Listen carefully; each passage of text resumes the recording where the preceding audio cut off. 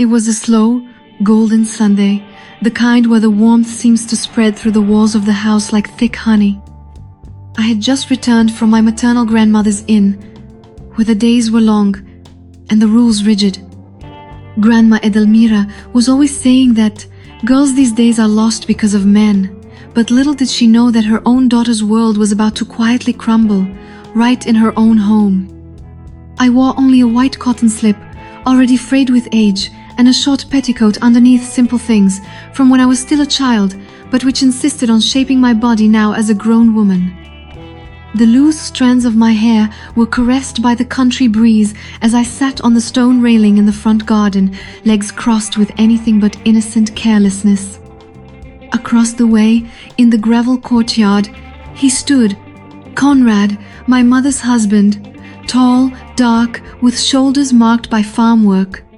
He washed his black buggy as if it were a thoroughbred. It wasn't a noble carriage, but his rough hands made it all the more interesting.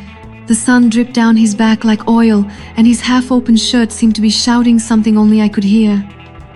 "You came back more, bold than you left," he murmured, not looking directly at me.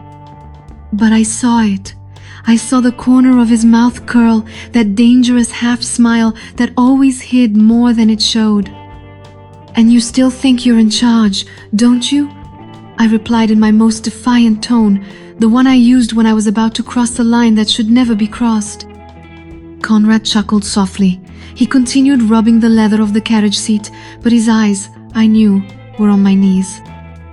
I pretended to stir the flowers in the flower bed, but I was attentive to every drop of water running down the back of his neck.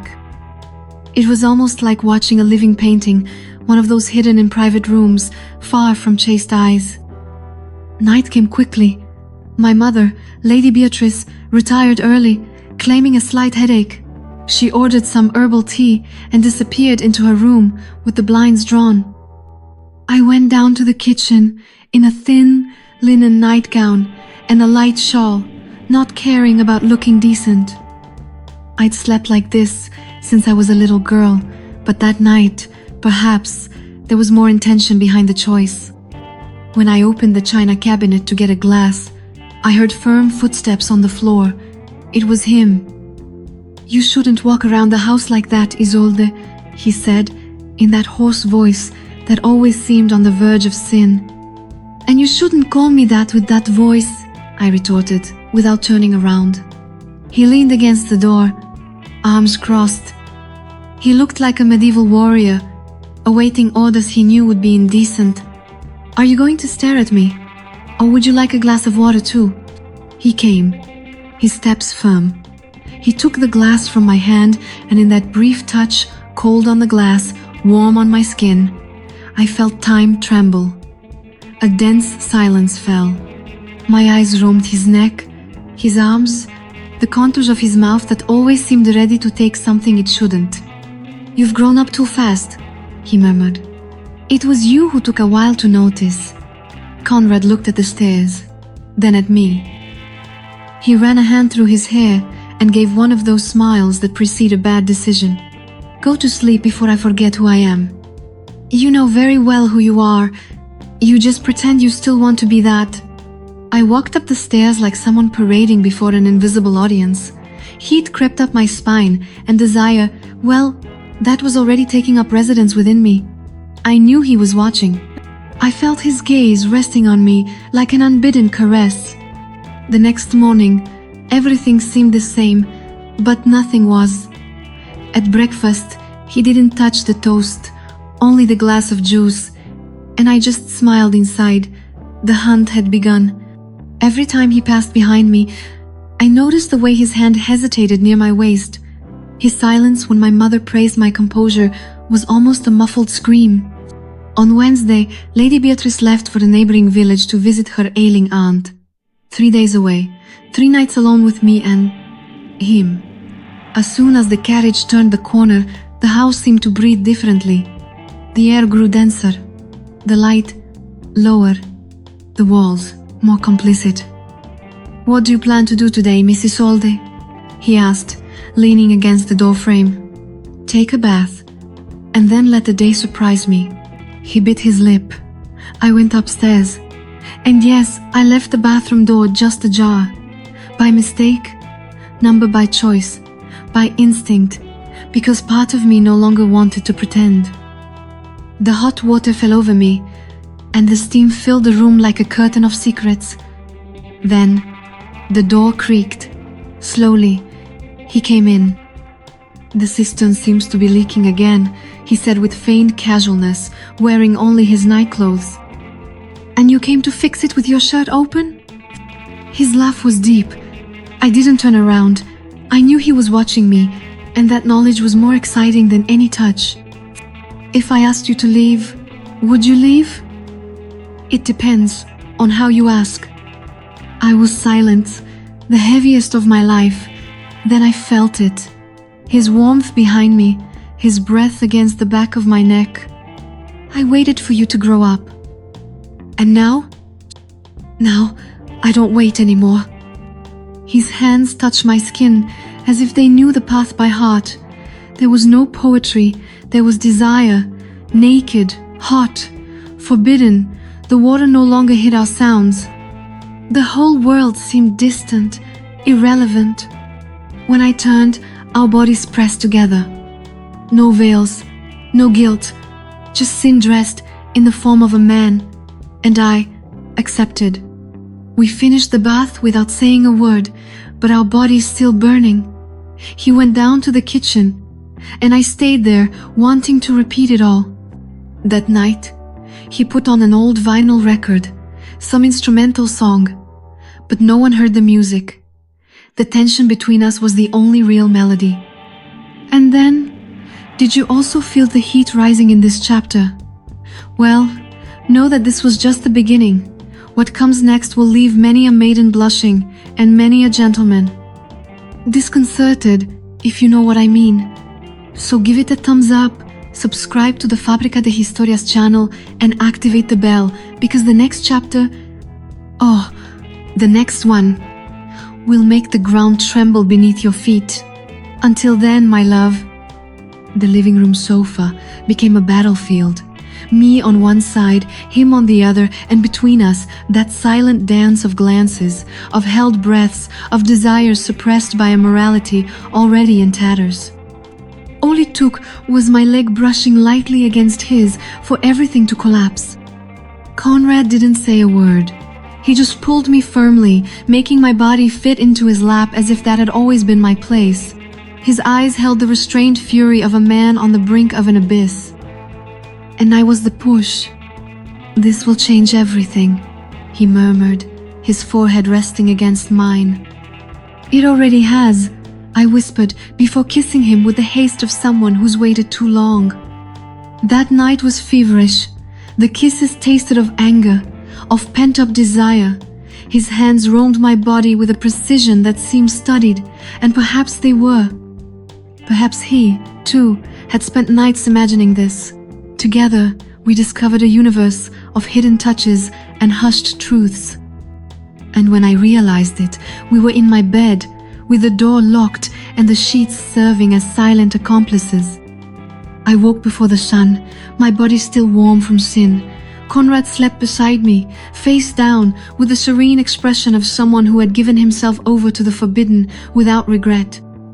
His scent still permeated my pillow, a mixture of sandalwood, damp earth, and ignored guilt. I lay there, staring at the wooden ceiling of my room, trying to understand if all of that had really happened. I had slept with a man my mother called my safe haven. And worst of all, I had liked it. A lot. Too much. When he woke, his eyes met mine, and a lazy smile appeared. "There's still time to stop," he said, his voice hoarse with sleep. "Then stop." He didn't stop. He pulled me by the waist and kissed me with a calmness that ignited. The morning became a repeat of dawn, but with the sunlight shining through the curtains and bathing us in an almost divine light. Ironic, isn't it? We were laughing softly, naked under the covers, when we heard footsteps in the garden. A light trot, a familiar voice. "Is that your mother?" he whispered, jumping out of bed like a boy caught red-handed. "Impossible. She wouldn't be back until Saturday night, I replied, but we ran to the window anyway. Our hearts were pounding wildly. It was Donna Prudencia, the most gossipy neighbor in town. Her thick white hair resembled cotton candy, and her tongue was sharper than a butcher's knife. "She'll answer," he whispered, already pulling on his shorts with trembling hands. What if she suspects? She even suspects the chickens in the backyard. Relax. I opened the gate with my best expression of morning boredom. "Well, good morning, Donna Prude. Everything okay?" "Well, your mother went away, didn't she?" she asked bluntly, her eyes sweeping over my nightclothes. "Yes, she did. She went to visit her sick sister. She left everything on me." "And Conrad? Is he around?" She always said his name as if she were too intimate. She smiled with the politeness expected of a decent young lady. "She's taking a shower. The heat of the day has barely begun, and it already feels like an African summer, doesn't it?" She stared at me for a few seconds too long, as if she could smell the scent of crumpled sheets. Then, between comments about the price of coal and the baker's disappearance, she left. I closed the gate and leaned against it, my heart still racing. At that moment, something in me shifted. The shock gave birth to a clear thought. Either we embraced that desire completely, or we would drown in a sea of fragile lies. Later, in the kitchen, he approached, his gaze serious, his breathing more steadfast. "Isolde, we need to talk. Here comes drama." "It's not drama. It can't just be fire." "And who said it is?" He was silent for a moment. His dark eyes bored into mine with such intensity that I felt my knees weaken. "I want more. I want you, but in the right way." My eyes widened. "You want to leave my mother?" "I want to live with you, in peace, far from here." The idea hit like thunder on a clear day. Run away with my mother's husband? Be the scandal of the town? Be condemned by all the ladies at Sunday Mass? But I loved scandals, as long as they were mine. "And what do you propose, Conrad?" "As soon as your mother returns, I'll tell her I need to travel. You're coming with me, no excuses, no regrets." "And where will you take me?"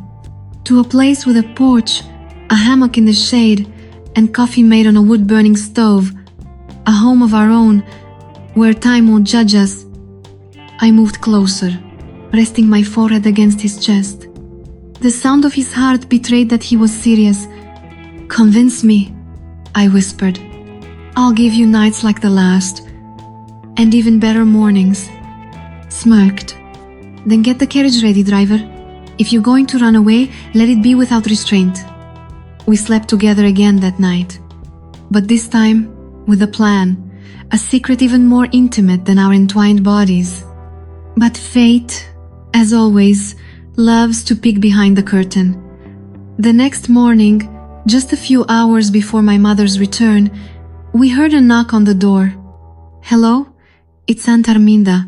Your mother has already arrived in town. She took the 8 o'clock tram. She said she couldn't bear the longing anymore." The world froze, me in my nightgown, him with his shirt still open, the bed, witness to the crime. "What do we do now?" he asked, pale. Now we find out if sin has a replay or punishment." I ran to the bedroom, gathered up my nightgown, my pillow, and the sheets soaked with desire. I sprayed lavender water in the hallways. He ran to the bathroom to get dressed. We were at a play where the final applause could mean the end of everything. 15 minutes later, the gate opened. Lady Beatrice entered, smiling, carrying a bag of sweets and a look that broke my heart. "Hi, love," she said, hugging him. Conrad responded with perfect affection. No more, no less. I watched in silence. I felt no guilt. I felt angry at being trapped in a place where no one dared to express their true feelings. We spent the rest of the day in that theater, forced smiles, shallow conversations. But inside, oh, Inside, we were all burning. Now tell me, what would you do in my place? Would you run away with him or bury the secret forever? I'd love to hear your opinion. So, leave a comment. Do you think we should follow our hearts or our consciences? Like this video if the tension also left you breathless, and share it with someone who loves a good breathless story. And hold on tight, because the final chapter is coming, and it promises to get your blood pumping. The heat between us still vibrated in the air like the scent of crushed flowers. Every time Conrad passed me in the hallway, I held my breath. He scent that mixture of leather and fresh tobacco infiltrated the corners of the house as if desire itself had a scent. That night, dinner was an uncomfortable theater. My mother, in high spirits, served a warm potato and leek soup, but no one there was hungry, much less had the stomach to act normal. "You're quiet, my daughter," she commented. "Cramps," I lied, pushing the spoon against my plate. I fled before the lie could sour in my mouth. I went upstairs to my room, and minutes later he came after me with the flimsiest excuse in the world. "I came to get my inkwell," he said, holding my gaze. I handed him the object, but held his hand. The touch was enough. I closed the door slowly, and there, with my mother downstairs knitting as if the world were whole, the sin demanded a repeat. He pressed me against the wall. The kiss came urgently. It wasn't just flesh, it was soul burning inside. His hands roamed my body with the care dirty with addiction. He whispered in my ear, "I can't pretend." "Then don't pretend. But pretend. Hide." "I want to go away with you," he said, breathless. "And take me where?" "To a hovel disguised as paradise." He laughed, but it was a wounded laugh, a laugh that bled. "I'm serious. I've never felt this way, not even for her." Silence, the kind that screamed inside. It was in that moment that I knew he had lost himself completely. This was no longer just lust. It was love. Wrong love, but love nonetheless. He left the room, leaving his scent and the unspoken promise in the air. And I remained there, sitting on the edge of the bed, trying to understand if it was all delusion or my new reality. In the early hours of the morning, I woke up thirsty. I tiptoed down to the kitchen, but found Conrad on the balcony, drinking cheap wine and staring at the sky. "Insomnia?" I asked. "Guilt," he answered without looking at me. I sat beside him. The sky was dotted with stars, but inside us was only chaos and shards. "What now?" he asked. "Now we decide if we want to blow up the world or blow up in silence." He looked at me with the intensity of a man on the brink of an abyss. "Isolde, I love you." That pierced me. It hurt and warmed me, a mixture of fear and certainty. "Do you love me, or the emotion of loving me?" "I love you. I want to experience this without having to hide it, without lying to your mother." "Are you prepared for her to hate you?" "I hate myself enough already." Silence. Small sips of mulled wine, unspoken words trickling down my eyes. "I'm leaving tomorrow. I just need to know if you're coming with me." I took a deep breath. My heart was pounding. "What if I don't go?" "I'll go, but it will hurt." "What if I go?" "We'll start over, where no one knows our sins." I stood up, put my hand on his shoulder, and whispered, "Wait for me, after lunch, at the end of the road." I went upstairs without looking back. The day dawned sultry, as if the world itself were sweating with anxiety. I woke before light, before regret. In the mirror, I practiced my "I don't know anything" expression, the one every woman learns to use when she decides to do something stupid with class. My mother hung clothes on the line, humming an old song, as if her house weren't about to collapse. I sat at the table. I ate bread, drank juice. Everything was timed. Conrad didn't even show up. He was locked in his room. perhaps rehearsing his farewell. At 11:30, I went upstairs. I closed the door. My light backpack on my back, clothes, documents, coins, and courage. The rest remained, including the guilt. I slipped him a note under the door. "I'm leaving. Wait for me near the bridge." He replied with a crude drawing of a heart. That made me smile. Ironic, but sweet. I went downstairs in silence. My mother, distracted by an illustrated novel, didn't even notice me. I kissed her forehead. "I'm going to visit Odette. I'll be back before dusk." "Take the key," she replied, her eyes still on the paper. I went. Every step was a risk, every heartbeat, a doubt, but I didn't hesitate. I turned the corner, and there he was, wearing a simple hat, a backpack, and that same look that had burned me since the first time. When our eyes met, I knew there was no turning back. "I thought you wouldn't come," he said.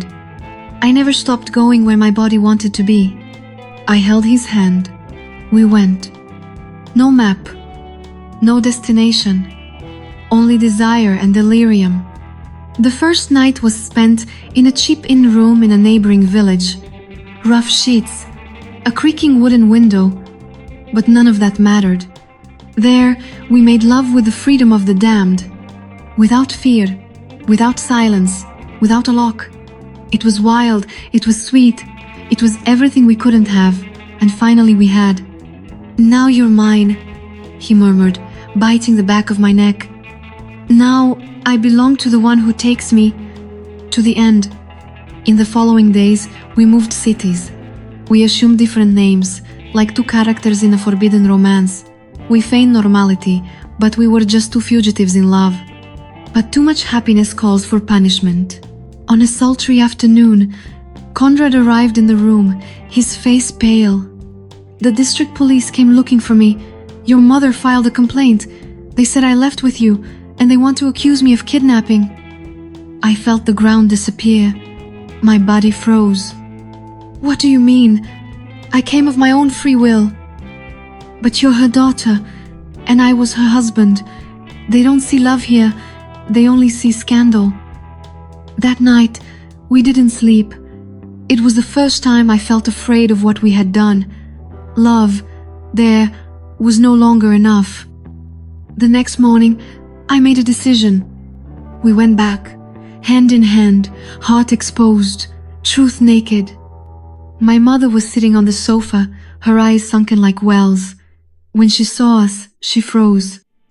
"Mom," I began, but she held up her hand. "You don't have to say anything.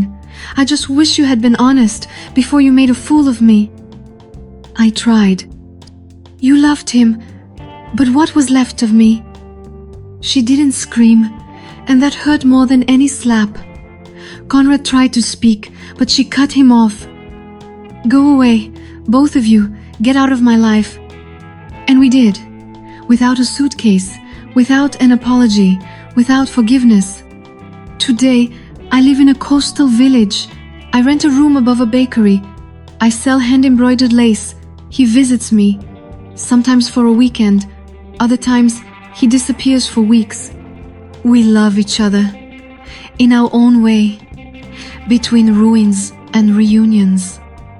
But one thing is certain, he waited for me to grow up, and I grew up without asking for permission. So, would you have done the same? Would you run away with someone like that, knowing the consequences? I really want to hear your opinion. If you've made it this far, comment where you're watching from. It's a pleasure to hear from each of you. Leave a like, subscribe to the channel, and share this story with someone who loves a dangerous passion. Thank you for experiencing this story with me. And until the next video.